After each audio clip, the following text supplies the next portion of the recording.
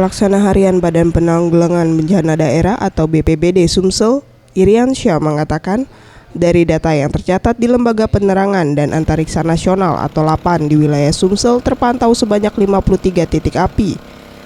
Dengan sebaran wilayah yaitu 4 Lawang 1 titik api, Lahat 1 titik api, Ogan Komering Ilir 1 titik api, Oku Selatan 1 titik api, Muara Enim 4 titik api, Banyu Asin 6 titik api, Muratara 6 titik api, Pali 6 titik api, Musi Banyu Asin 7 titik api, dan Musi Rawas 20 titik api.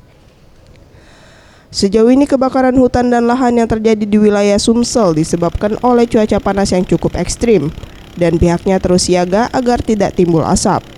Untuk saat ini jarak pandang masih terpantau normal yaitu 10 km.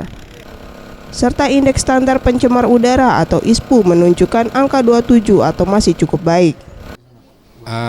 Secara ini kita memang kondisi cuaca kita memang cukup ekstrim ya, panas ya.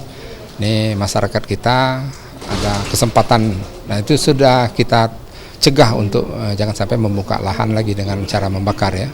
Karena ini dampak daripada kebakaran itu sendiri, asapnya itu. Nah sementara ini kita memang masih siaga terus ya, jangan sampai ada asap. Kalau kondisi sekarang ini kan jarak pandang kita masih 10 km lebih.